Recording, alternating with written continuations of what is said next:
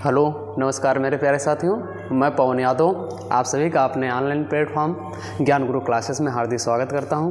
उम्मीद करता हूं आप सभी लोग अच्छे ज़बरदस्त और मस्त होंगे, अपनी तैयारी बेहतरीन कर रहे होंगे और उसी तैयारी में चार चांद लगाने के लिए हमारी हिंदी की प्रैक्टिस सेट एक और हाजिर हैं। उस प्रैक्टिस सेट का नाम है जो कि सुपर फास्ट रिवीजन के नाम से, और इसमें जो हम रिवीजन कर रहे हैं अच्छा किन परीक्षाओं को टारगेट हुए तो पहली बात तो एसएससी जीडी और उत्तर प्रदेश पुलिस और यूपीएसआई अर्थात और भी अदर एग्ज़ाम जिनमें आपकी हिंदी आती हैं तो उस सारे एग्ज़ाम में आपकी प्रैक्टिस सेट जरूर काम करेगी। तो आप अगर थ्योरी क्लास भी पढ़ रहे हैं और थ्योरी क्लास के बाद ये प्रैक्टिस सेट भी कर रहे हैं तो कहीं ना कहीं आपका स्कोर जो है वो कहीं ना कहीं इंक्रीज जरूर होगा। तो चलिए देखते हैं फिर आज के प्रैक्टिस सेट में, और कल की प्रैक्टिस सेट में जिन लोगों ने कमेंट किया, फिर जिन लोगों ने लाइक किया और कैसा था क्लास उसके बारे में बताया, उनको बहुत बहुत धन्यवाद। आगे फिर आज की क्लास में देखते हैं। यहाँ पर जो आज हमारे प्रश्न हैं वो लगभग 30 और रोज़ाना हम यही करेंगे। अभी कुछ दिन तक 30 प्रश्न की ही रिवीजन कराएंगे और उन 30 प्रश्नों में जो भी विकल्प होंगे उन सबका अच्छे से हम विश्लेषण भी करेंगे, ताकि यहाँ पर ये नहीं कि हम टिक करते हुए चले जाएँ। यहाँ का इस प्रैक्टिस सेट का मतलब ये होगा कि आपका रिवीजन हो सके। और बात करें थ्योरी की क्लास के तो हमारे ऑफलाइन कोचिंग अर्थात ऊंचाहार में हमारे ज्ञान गुरु क्लासेस के नाम से कोचिंग संस्थान है। यहाँ पर पूरी थ्योरी क्लास पढ़ाई जा रही है, चाहे वो हिंदी हो या फिर जीएस हो या फिर हो मैथ या फिर रीजनिंग, सारे सब्जेक्ट की थ्योरी क्लास हमारी ऑफलाइन बैच में दी जा रही है और प्रैक्टिस हम यहाँ पर करा रहे हैं। चलिए फिर शुरुआत करते हैं, देखते हैं आज की क्लास में कौन कौन क्वेश्चन है। और सभी लोग अपना स्कोर ज़रूर बताया कीजिए। कल हमने देखा था कमेंट तो किया था लेकिन अपना स्कोर नहीं बताया, तो आप पहले प्रश्न जो भी स्क्रीन पाए उसमें में से आप पहले खुद से हल कर दें, हाँ ये इसका विकल्प हो सकता है। तो इसी तरह अपना स्कोर जांचिए और कमेंट में ज़रूर बताया करिए ना। आगे देखते हैं फिर। चलिए पहला क्वेश्चन है, हिंदी भाषा किस लिपि में लिखी जाती है? आपके ऑप्शन है देवनागरी और बी ऑप्शन है गुरुमुखी और सी ऑप्शन है ब्राह्मी और डी ऑप्शन है सौराष्ट्री। तो आप लोग इसका आंसर टिक किया होगा। इसका जो सही आंसर होने वाला है वो देवनागरी में, अर्थात हिंदी भाषा की लिपि क्या है वो देवनागरी है, ना तो गुरुमुखी है, ना ही ब्राह्मी है, ना ही सौराष्ट्री है। अगला जो है भारतीय संविधान के किस भाग में राजभाषा का प्रावधान है? कहने मतलब भाग 8 में है, भाग 17 में है, भाग 18 में है, भाग 7 में। तो 8 की बात करें तो अगर यहीं पे अनुसूची होती, अगर अनुसूची तब होती 8। अगर पूछा जाए किस अनुसूची में भाषाओं को मानते हैं तो अनुसूची नंबर 8, लेकिन वहीं पे भाग करें तो भाग 17 में है। लेकिन भाग 18 में क्या है? आपातकालीन या आपात उपबंध। ये हमारे संविधान में कितने भाग हैं? टोटल 22 भाग हैं वहाँ पे। और भाग 17 में लेकिन अनुच्छेद की बात करें कहाँ से कहाँ तक है? अनुच्छेद 343 से लेकर 351, ये अर्थात जो भाग 17 है हमारे संविधान का वो हमारे राजभाषा से संबंधित है। 343 से लेकर 351 तक उसका अनुच्छेद, ठीक है। तो इस तरह से हमारा जो सही ऑप्शन होगा वो ऑप्शन नंबर बी होगा। आगे देखते हैं फिर।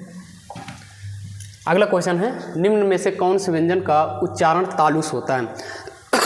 सॉरी, आपने पढ़ा होगा कंठ, फिर तालु, फिर मूर्धा, फिर दंत और फिर ओष्ठ। कंठ में बात करें का वर्ग आता है, और वह तालु में बात करें चा वर्ग, और वहीं मूर्धा की बात करें तो टा वर्ग, और दंत की बात करें तो ता वर्ग, और वहीं ओष्ठ की बात करें पा वर्ग। और भी तालु में अंतर था चा वर्ग और यासा भी आते हैं अर्थात तालु में, लेकिन हम यहाँ वर्गों की बात करें तो ये वर्ग अर्थात आते। तो पूछा गया है कौन सा उच्चारण तालुस होता है, तो देखिए चा वर्ग में अर्थात देखिए ये का वर्ग तो आएगा हमारा कंठ में, तो ये ऑप्शन नहीं होगा। चा, हाँ ये ऑप्शन सही है हमारा चा वर्ग। लेकिन टा, ये देखिए टा वर्ग किस में आता है? मूर्धा में आता है। और मा वर्ग की बात करें तो ये ओष्ठ में आएगा। तो इस तरह से जो ऑप्शन हमारा होगा वो चा। आपके जो भी ये प्रश्न है सभी एग्जाम में आए हुए प्रश्न हैं। आगे देखें, समझौता शब्द में कौन सा प्रत्यय है? प्रत्यय की बात करें ये शब्दांश होते हैं, अर्थात कुछ शब्दों के अंश में जोड़े जाते हैं। जैसे उपसर्ग आपने पढ़ा होगा। उपसर्ग कहाँ जोड़े जाते हैं? शब्द के प्रारंभ में, लेकिन वहीं पर प्रत्यय शब्द के अंत में जोड़े जाते हैं, अंत में। तो आपसे जो क्वेश्चन पूछा गया है वो समझौता शब्द में कौन सा प्रत्यय, पहले उपसर्ग और प्रत्यय निकालने से पहले हमें उसका मूल शब्द निकाला कीजिए। देखिए अगर समझौता की मैं बात करें, इसमें मूल शब्द क्या है, समझौता में मूल शब्द, पहले मूल शब्द को पकड़िए। मूल शब्द अगर निकालेंगे तो इसका मूल शब्द होगा समझ, और इसमें कौन सा प्रत्यय लगा हुआ है, औता। तो इस तरह से आप अपना प्रत्यय दिखा सकते हैं। झौता नहीं, बिल्कुल है। औता, हाँ ये सही है, बी नंबर। और आ से कोई मतलब नहीं, और डी ता ये भी कोई मतलब नहीं। तो आप पहले मूल शब्द को पकड़िए, फिर आपसे आसानी से प्रत्यय उपसर्ग आराम से निकाल सकेंगे। अगला देखते हैं, उपदेश शब्द में कौन सा उपसर्ग है। अब देखिए, अब जैसे प्रत्यय अंत में होता है, उपसर्ग जो होते हैं वो हमारे शब्द के प्रारंभ में जुड़े होते हैं। अगर इसमें मूल शब्द की बात करें तो मूल शब्द है हमारा देश। अब देश में हमारा कौन सा अंश जुड़ा हुआ, उप, तो इस तरह से उपसर्ग कौन हो जाएगा, उप। और बाकी ये विकल्प आपके गलत दिए हुए हैं। अगला बात करें, रसिक प्रिया किसकी रचना है। शिवराज भूषण के, हमने बताया था शिवराज भूषण की कल, शिवा बानी, शिवा छावनी अर्थात तो भूषण की नहीं है। तो इस तरह से ये ऑप्शन तो गलत। केशवदास, हाँ ये बिल्कुल सही, केशवदास की रचना है रसिक प्रिया, और इन्हीं की रचना है कवि प्रिया भी लिखा है। रसिक प्रिया और कवि प्रिया इन्हीं की रचना है। मुंशी प्रेमचंद, आप लोग देखा होगा, गोदान गबन, सेवा सदन, ये सब मुंशी प्रेमचंद के हैं। लल्लूलाल प्रेम सागर, इनकी रचना क्या है, एक बहुत पूछी जाती, बहुत फेमस है, प्रेम सागर अर्थात प्रेम लल्लूलाल। अगला देखेंगे, विद्यालय में संधि विच्छेद, ये थोड़ा सा टाइपिस्ट में गलत हो गया, जो कि विद्यालय ऐसे लिखा रहता है, विद्यालय। अब विद्यालय में संधि विच्छेद पूछा गया। अच्छा, संधि की बात करें,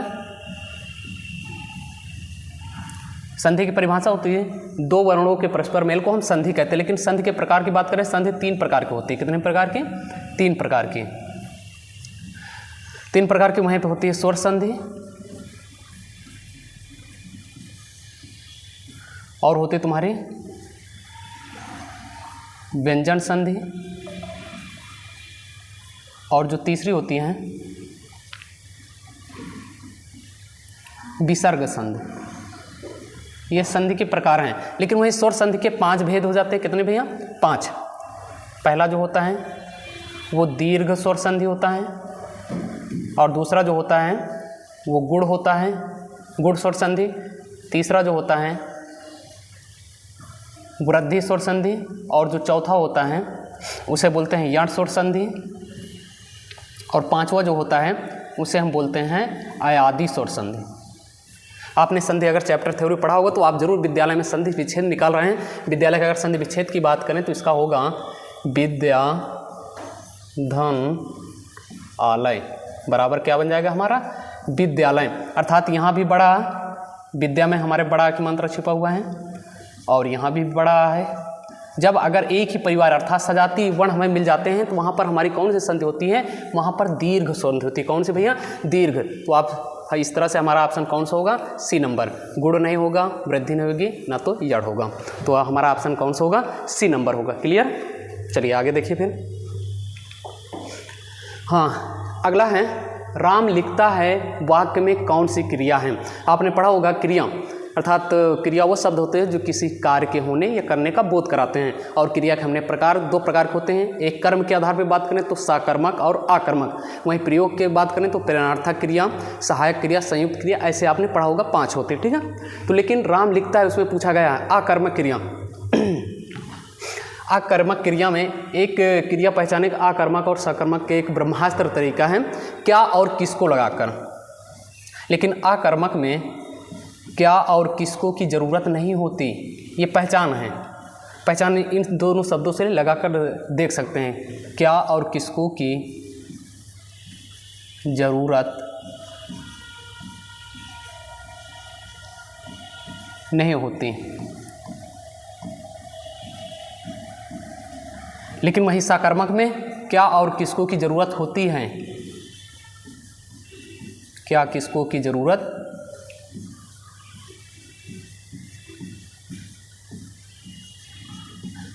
होती है।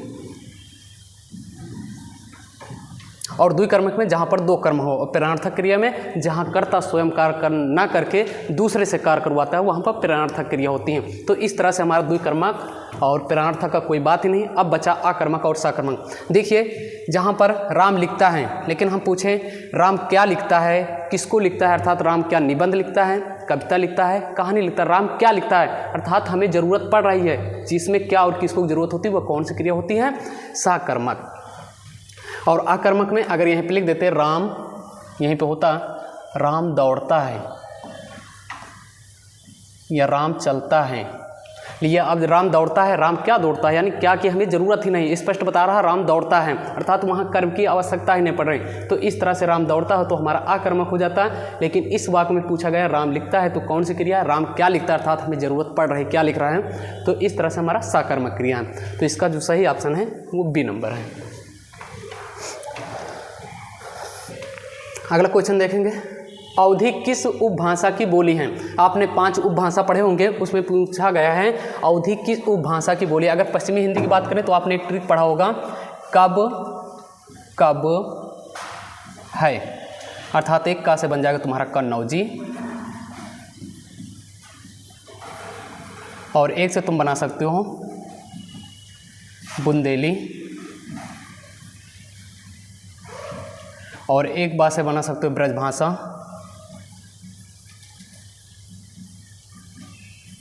और एक से बना सकते हो बांगरू या फिर हरियाणवी। ठीक है, कब कब है, कन्नौजी, बुलंदी, ब्रजभाषा और बांगरू। लेकिन अगर पूर्वी हिंदी की बात करें तो एक ट्रिक होती है ABC, अर्थात अवधि, और बी से बन जाएगा तुम्हारा बघेली। ये 5 उपभाषाएं होती हैं ना, आपने पढ़ा होगा। और सी से बन जाएगा तुम्हारा छत्तीसगढ़ी। थोड़ा छत्तीसगढ़ी लिखने का तरीका अलग है, लेकिन छत्तीसगढ़ी ऐसे नहीं, छत्तीसगढ़ी वैसे लिखा जाए, लेकिन यही से पढ़ेंगे हम छत्तीसगढ़ी। तो आप अवधि, बघेली, छत्तीसगढ़ी। आपसे पूछा गया अवधि किस उपभाषा के, तो आप किस में आएगा अवधि, इस तरह से हमारा पूर्वी हिंदी में आएगा, ना तो पश्चिमी में आएगा। और बिहारी में और आते हैं, बिहारी में अच्छा कौन कौन से आते हैं देख लीजिए, मैथिली आती है, मैथिली,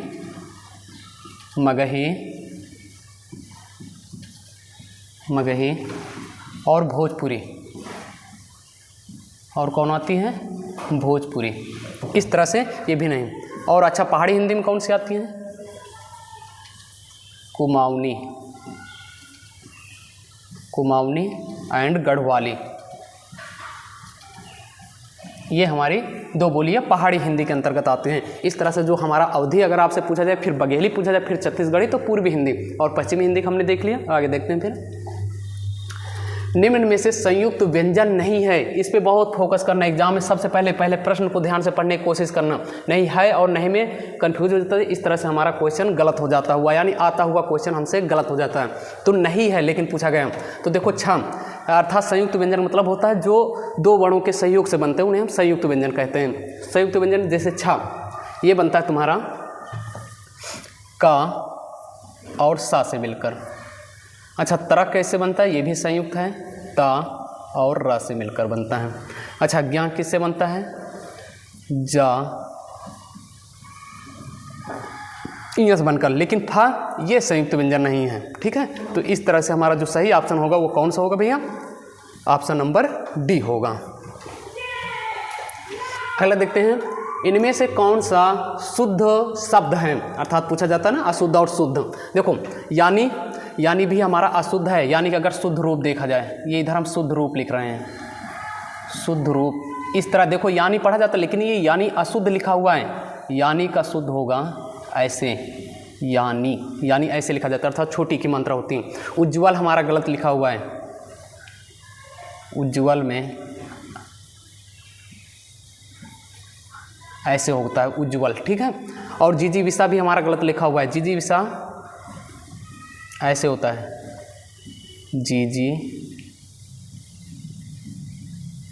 विषा, अर्थात यहाँ पर छोटी की मात्रा पहले जा में होती है। ज्योत्सना, जी ये बिल्कुल सही लिखा है। हमारा जो सही ऑप्शन होगा वो डी नंबर होगा, अर्थात जो ज्योत्सना लिखा हुआ है बिल्कुल सही लिखा हुआ है। बाकी ये तीनों शब्द अशुद्ध थे और इनके शुद्ध हमने आपको लिख दिए हैं। आगे देखते हैं, गंगा जल में कौन सा समास है? आपने समास पढ़ा होगा कर्मधारय, तत्पुरुष, बहुब्रीहि और द्वंद्व। ये थोड़ा टाइपिस्ट में गलत हो जाता है, 1 मिनट। अब बताइए द्वंद्व समास। तो देखो कर्मधारय में तो एक तो आसानी, पहले इसका उत्तर पद प्रधान होता है, उत्तर पद प्रधान। और दूसरी बात, विशेषण और विशेष का कार्य करते हैं,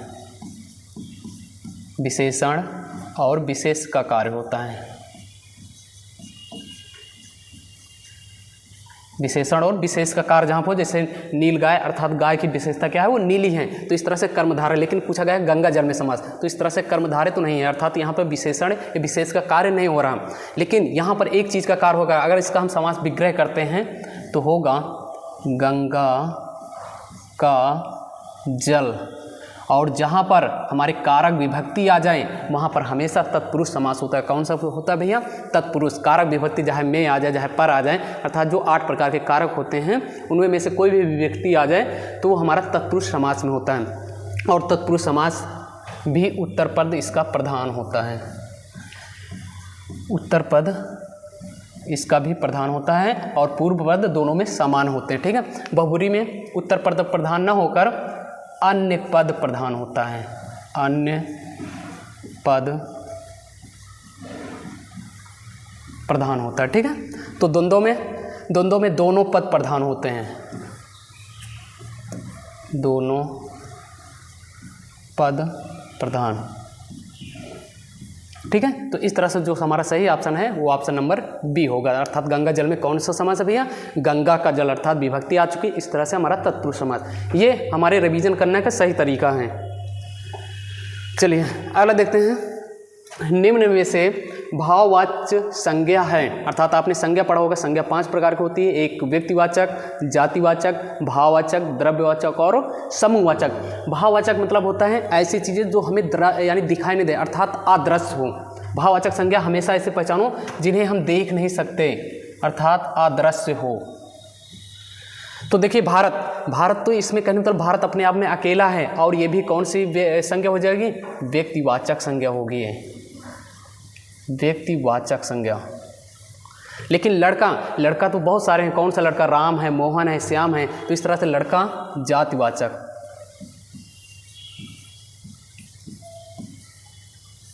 तो इस तरह से हमारे 2 ऑप्शन तो कर चुके हैं। लेकिन दूध की बात करें तो दूध देखो जिसे नापा और तौला जा सकता है। जैसे दूध को हम नाप तौल सकते हैं, 1 लीटर दूध, 2 लीटर, 3 लीटर, 10 लीटर, कितना लीटर दूध, तो दूध को नापा तौला जा सकता है, तो वो हमारी होती है द्रव्यवाचक संज्ञा। कौन सी होती है भैया? द्रव्यवाचक। अब बचा हमारा इस तरह से कौन? डी ऑप्शन, अर्थात मित्रता। मित्र होता मित्रता, जिसमें भी ता भी लगा हो, अधिकतर तो भाववाचक में जैसे मित्रता, प्यार, घृणा, ये सब हमारे भाववाचक संज्ञा हो, इन्हें हम महसूस कर सकते हैं, अर्थात अदृश्य हैं। तो इस तरह से हम अपने ऑप्शन काट कर भी अपना सही आंसर चुन लेते हैं। अगर देखिए ठठेरा शब्द का लिंग परिवर्तित कीजिए, अर्थात ठठेरा शब्द का स्त्रीलिंग जानना चाहता है। जैसे ये पुल्लिंग है तो इसका स्त्रीलिंग बताइए। तो ठठेरी नहीं भैया, ठठारी नहीं, ठठेरिनी नहीं, ठठेरिन होगा। इसका जो स्त्रीलिंग होगा वो क्या होगा? ठठेरिन।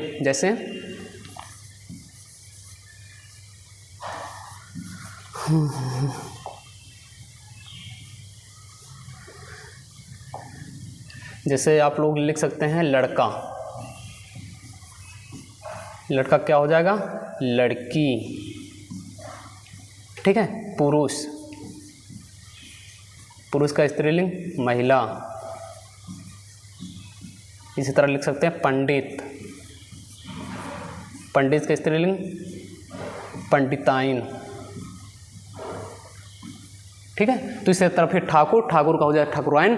फिर इसी तरह मालकी, मालिक, मालिक का मालकाइन। फिर हमने कल और भी बताया था सूर्य, जैसे सूर्य का सूर्या, भगवान का भगवती। तो साहब, साहबनी, ऐसे यानी अर्थात अपना स्त्रीलिंग आराम से बना सकते हैं। तो ठठेरिन इसका सही स्त्रीलिंग। और यहीं पे एक शब्द और पूछा जाता है गीदड़।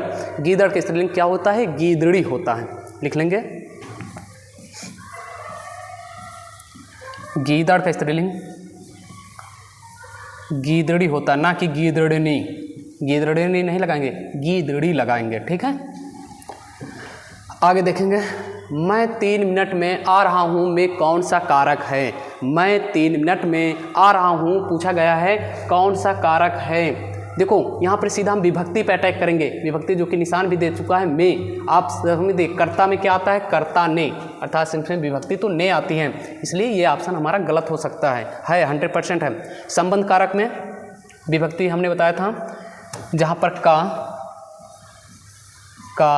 की, के और क्या बताया था? रा, री और रे। जहाँ पर ये विभक्ति आ जाए वहाँ पर कौन सा कारक होगा? हमारा संबंध। तो यहाँ पर विभक्ति में आया है? नहीं, बिल्कुल गलत है। अधिकरण में हमने विभक्ति बताया था में और पर। तो देखो 3 मिनट में आ रहा हूँ, जी बिल्कुल ये हमारा सही आंसर होगा। और संप्रदान में हमने क्या बताया था? को के लिए या फिर दान दिया जाए, किसी को अगर दान दिया जाए, जैसे गरीबों को वस्त्र दो, तो इसमें कौन सा आ जाएगा? हमारा संप्रदान कारक। समझ गए? आइए आगे चलते फिर। अगला क्वेश्चन है, वधु का बहुवचन क्या होगा? वधु का एक वचन और बहुवचन है, आपने पढ़ा हो। वधुओं होगा? नहीं। वधुएं होंगे? नहीं। नाउन ऑफ द जिससे नहीं। वधु का जो होता है वधु, अर्थात जैसे आप लिखा रहे कभी बहु, ऐसे में शब्द लिखे रहें तो हमेशा छोटे उ की मात्रा लग जाती हैं, इसको बना सकते हैं बहुएं ऐसे। तो इसी तरह वधु, वधुएं। ठीक है। अगला देखेंगे, निम्न में से शुद्ध वाक्य कौन सा है? देखो पहला ऑप्शन है तुम सबसे सुंदरतम हो, अगला है तुम सुंदरतम हो, एक फूल की माला लाओ, मैं तो अवश्य ही जाऊंगा। देखो इसमें में से पहले हमें शुद्ध पूछा गया, इसमें में से शुद्ध कौन सा है? तुम सबसे सुंदरतम हो। अगर जब सुंदरतम लगा लीजिए तो सबसे लगाने का अर्थ ही नहीं है, ये सबसे क्यों लगाया गया है? इस तरह से हमारा ए नंबर गलत हो।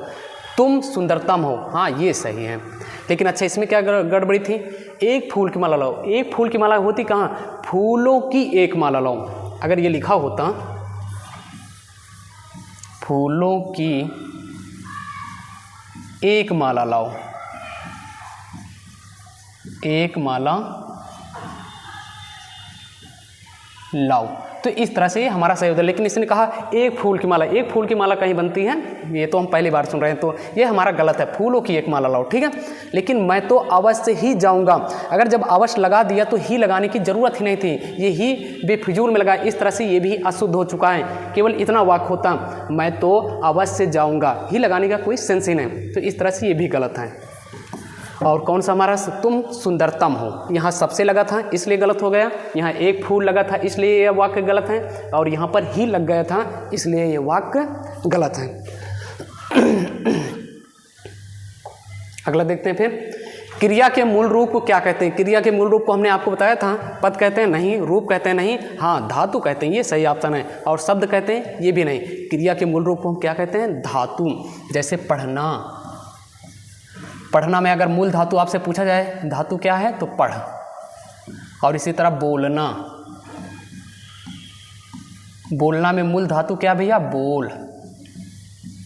और इसी तरह लिखना, जो कि हम कर रहे हैं, लिखना में मूल धातु क्या है? लिख। ठीक है। इस तरह से क्रिया के मूल रूप को हम क्या कहते हैं? धातु कहते हैं। आगे देखेंगे, निम्न में प्रेरणार्थक क्रिया है। प्रेरणार्थक मतलब जब कर्ता स्वयं ना कार्य करके दूसरे से करवाए, वहाँ पर प्रेरणार्थक। देखते हैं किस वाक्य में है? उठना, यहाँ तो कर्ता स्वयं उठ रहा है, उठना इसमें नहीं होगा। चमकना, ये तो विशेषता बता रहा है, अर्थात विशेषण है, नहीं। लेकिन देना, यहाँ पर कर्ता खुद कर रहा है, इसलिए ये भी नहीं होगा। लेकिन गिराना, अर्थात वो किसी को गिरा रहा है, गिरने का काम कर्ता न करके कोई दूसरा गिर रहा है, इस तरह से हमारा प्रेरणार्थक क्रिया कौन सा होगा भैया? गिराना। अर्थात कर्ता नहीं गिर रहा है, दूसरा कोई गिरा रहा है, उसे गिरा रहा है, गिराना। इसे आज की हमने क्लास में कराया था अपने ऑफलाइन कोचिंग में।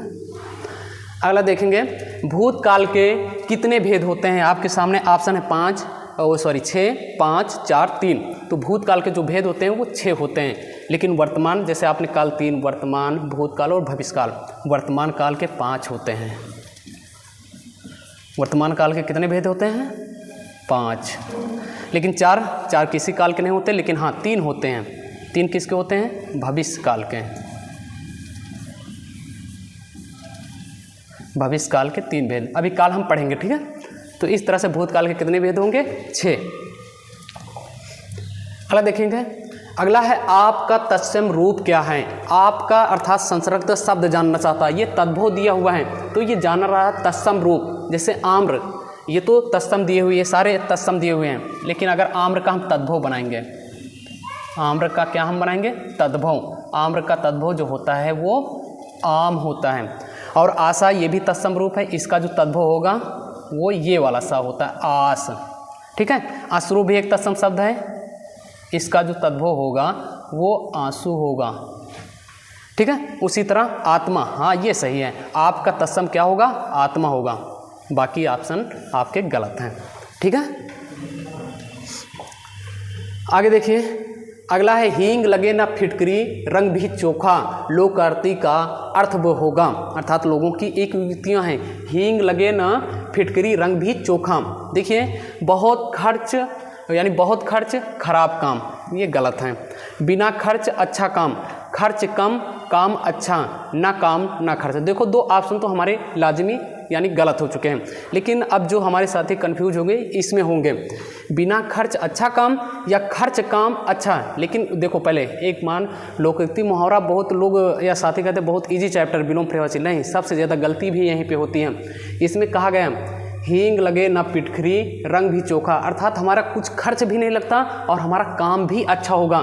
तो खर्च कम काम, बिना खर्च काम अच्छा। अच्छा, ये ऑप्शन क्यों नहीं होगा? अगर इसमें कहा होता हींग लगे फिटकरी लगे और रंग भी चोखा, तो इस तरह से खर्च कम, क्योंकि हींग एक छोटी सी मात्रा, फिटकरी भी छोटी सी मात्रा है, और उस तरह से लगा होता है हींग लगे फिटकरी लगे रंग भी चोखा, तो इस तरह से खर्च कम काम अच्छा। लेकिन इसने यहाँ स्पष्ट कर दिया हींग लगे न फिटकरी रंग भी चोखा, अर्थात हींग भी नहीं लगती फिटकरी, अर्थात बिना खर्च काम अच्छा। इस तरह से ये गलत हो चुका है, इसमें दो में कन्फ्यूजन बन सकता था। अगला देखेंगे, गुरु के समीप रहकर अध्ययन करने वाला के लिए एक शब्द होगा मितव्ययी, जो कम खर्च करता है उसे हम मितव्ययी कहते हैं। शिष्य अर्थात जो गुरु का यानी गुरु के कहने मतलब पास जो विद्यार्थी होता है उसे हम शिष्य, विद्यार्थी अर्थात जो विद्यालय में पढ़ने वाला, हाँ, गुरु के समीप रहकर जो अध्ययन करता है उसे हम अंत्यवासी कहते हैं। क्या बोलते हैं? अंत्यवासी। हाँ, अगला है यमुना का पर्यायवाची नहीं है, यमुना का पर्यायवाची नहीं है। देखो, यमुना को सूर्य की पुत्री माना गया है, तो इस तरह से रविजा अर्थात सूर्य की पुत्री इसका अर्थ होगा, तो इस तरह से यमुना का पर्यायवाची है, रविजा तो है। ठीक है, और तनुजा, तनुजा जो होता है वो पुत्री का पर्यायवाची होता है, पुत्री का, तो इस तरह से ये हमारा ऑप्शन बी नंबर होगा। ये पहला रविजा अर्थात ये यमुना का पर्यायवाची ही है, और अर्कजा भी यमुना का पर्यायवाची है, और सूर्यजा भी, और एक और यमुना का पर्यायवाची होते, लिख लेना, कालगंगा, कालगंगा, कृष्णा, और एक बहुत पूछा जाता है कालिंदी। ये किसके पर्यायवाची होते हैं? यमुना के। कालगंगा, कृष्णा, रविजा, आर्कजा, सूर्यजा। लेकिन यहाँ पे पूछा गया यमुना का पर्यायवाची नहीं, तो तनुजा नहीं होता। तनुजा किसका होता है? पुत्री का। इस तरह से हमारा जो सही ऑप्शन होगा वो ऑप्शन नंबर बी होगा। अगला देखेंगे, सगुण का विलोम शब्द है। सगुण का विलोम शब्द अवगुण, आगुण, दुर्गुण, निर्गुण। देखिए, सगुण का सटीक विलोम शब्द, अगर इस तरह तो सगुण का होता अवगुण भी हो सकता था, लेकिन उसमें सटीक विलोम या फिर सगुण का एकदम जब विकल्प हमारे उपलब्ध है सटीक विलोम, तो उसके बारे में जानते हैं। तो इसका जो सही ऑप्शन होगा वो सगुण का निर्गुण। जो साथी हमारा डी ऑप्शन बता रहे हैं वो बिल्कुल एकदम सही है। अगला देखेंगे, द्विज। पहली बात ये थोड़ा सा टाइपिस्ट में से गलती हो जाती है, तो द्विज जो है लिखा जाएगा ऐसे लिखा जाता है, द्विज। हाँ, द्विज के एनाकर्थी शब्दों में से निम्न में से कौन सा एक शब्द नहीं आता? देखो, द्विज का अर्थ ब्राह्मण से भी होता है, पक्षी से भी होता है, दांत से भी होता है, और विदेह से नहीं होता। इस तरह से अगर उसने पूछा नहीं आता तो हमारा ऑप्शन नंबर डी होगा। बाकी ये सब गलत है। द्विज का मतलब ब्राह्मण, पक्षी और दांत भी होते हैं, लेकिन द्विज का मतलब विदेह नहीं होता। आगे देखेंगे, अगला है तुम कब आओगे। वाक्य में चिन्ह होगा, तुम कब आओगे पूछा जा रहा है, तुम कब आओगे। ठीक है, तो उपविराम, हम भी पूछ रहे हैं तुमसे, तुम कब आओगे, अर्थात तुम हमारी कोचिंग में कब आओगे। ठीक है, उपविराम, ये जब भी ऐसे दो बिंदी आ जाए तो उपविराम का चिन्ह, और इसे बोलते हैं अर्धविराम। और ये जो होता है ये वाला निशान, इसे हम बोलते हैं अल्प विराम। लेकिन ये हमें प्रश्नवाचक, अर्थात यही हमारा सही आंसर होगा। कौन सा? Option number D. जैसे हम भी तुमसे पूछ रहे हैं तुम कब आओगे, कहाँ? हमारी कोचिंग संस्थान में। चलिए अगला देखेंगे। सिर पर बैठो काग, आँख दो खात निकारत, खींचत जीभ स्यार, अति आनंद उर्धारत। इस पंक्ति में रस पूछा गया, अर्थात एक पंक्ति पढ़िए, उसमें आप रस को छांटिए। देखो रस क्या होता है? किसी भी काव्य को पढ़कर या फिर देखकर या फिर सुनकर जो हमारे मन के अंदर जो विकार उत्पन्न होते हैं उन्हें ही हम रस कहते हैं। कभी कभी होता है ना, फिल्म का कोई दृश्य देखते हैं तो हमें गुस्सा आ जाता है, फिर कोई ऐसा दृश्य होता है जहाँ पर रोना आ जाता है, और कुछ ऐसे दृश्य होते हैं जहाँ पर हमें हंसना आ जाता है। तो उसी में आप इसका पहले अर्थ निकालिए। सिर पर बैठो काग, अर्थात एक लाश पड़ी हुई है, उस पर एक कौवा बैठा हुआ है और क्या कर रहा है? आँख दो खात निकारत, अर्थात उसकी आँख को खोद खोद कर खा रहा है काग बैठा हुआ। और खींचत जीभ सियार, अर्थात सियार या फिर कुत्ते लोग जो हैं उनकी जीभों से बढ़िया उनके जो मांस के टुकड़े उसको खींच रहे हैं, ठीक है। अति आनंद उधारत, बढ़िया उनके जीभ को खींचते हुए बढ़िया आनंद से खा रहे हैं, अर्थात उस पड़ी हुई लाश को। तो आपको बताइए ऐसा दृश्य देखकर आपके मन में क्या विकल्प? श्रृंगार अर्थात प्यार का आएगा कि वाह वाह भाई कितना अच्छा खा रहे हैं? नहीं, प्यार बिल्कुल नहीं आएगा। तो इस तरह से ये गलत है। वीर रस आएगा कि रुको हम भी खाने जाएंगे, अर्थात वीरता का रस? नहीं, बिल्कुल ये भी गलत है। अच्छा, शांत रस आएगा, आप चुपचाप? नहीं, यहाँ पर जो हमारा सही ऑप्शन होगा वो विभत्स। विभत्स रस का स्थायी भाव होता है जो घृणा, अर्थात हम यही कहेंगे छी छी छी छी कितना, यानी कितना खराब दृश्य, यहाँ से भागो जल्दी, ठीक है। तो इस तरह से विभत्स रस फिर घृणा आएगा। लेकिन ये श्रृंगार थोड़ा सा गलत लिखा हुआ है। जो श्रृंगार हमेशा लिखा जाता है, क्योंकि हिंदी पढ़ रहे हैं तो शुद्ध और अशुद्ध का बहुत ध्यान धरेंगे। तो श्रृंगार हमारा ऐसे होता है, ठीक है। अगला देखेंगे। चौपाई छंद के प्रत्येक चरण में मात्राएं होती हैं। चौपाई छंद के प्रत्येक चरण में कितनी मात्राएं होती हैं? तो 24 जो मात्रा होती है वो हमारे रोला छंद में होती है। कहाँ भैया? रोला छंद में। 28 जो मात्रा होती है वो हर गीतका में होती है, हर गीतका में। और वहीं पर 16 जो होती हैं वो हमारी चौपाई में होते हैं, और 26 जो होती हैं वो गीतका में होती हैं, ठीक है। एक मिनट, हाँ, 24 जो होती है हमारी वो गीतका में होती हैं। बस ये और अंतिम प्रश्न है आपका, 30 नंबर है। अलंकार के भेद होते हैं। भेद अलंकार के कितने? 3 होते हैं? नहीं, 2 होते हैं। अलंकार के कितने भेद होते हैं? 2। और 4 होते हैं, ये भी गलत। 5 होते हैं, ये भी गलत। 2 होते हैं अलंकार के। अच्छा, वो कौन कौन से होते हैं? उसके अलंकार के 2 भेद होते हैं। एक तो तुम्हारा होता है शब्दालंकार, जिसमें आप पढ़ते हैं अनुप्रास, यमक और शैलेश। और दूसरा जो होता है वो अर्थालंकार होता है। तो इस तरह से आपके 30 क्वेश्चन थे, हमने देखे, बढ़िया उनका अच्छे से विश्लेषण भी किया, जाना भी सारी चीज़ें, हर एक विकल्प को हमने तोड़ा भी, उनका पोस्टमार्टम किया। पोस्टमार्टम का मतलब ये हुआ कि उनके बारे में हमने जाना कि हाँ ये प्रश्न कैसे हो सकते हैं, यानी एक बेहतरीन रिवीजन किया हमने। तो आप लोग बताना ये क्लास कैसी लगी, और कल हम एक और बेहतरीन प्रैक्टिस सेट के साथ यहाँ पर उपस्थित होंगे। आप इस प्रैक्टिस सेट को करते जाइए और अपनी थ्योरी को धीरे धीरे कंप्लीट करिए। जाहिर सी बात आप कुछ समय अपनी परीक्षा तक देखेंगे कि हाँ हम एक हिंदी में बेहतर स्कोर कर पा रहे हैं। चलिए फिर इसी के साथ हम अपनी क्लास को आप करते हैं। मिलेंगे कल आपसे एक बेहतरीन प्रैक्टिस और बेहतरीन प्रश्नों के साथ। तब तक के लिए अपना ख्याल रखना, मुस्कुराते रहना और अपना ध्यान रखना। इसी के लिए नमस्कार, जय हिंद, जय भारत।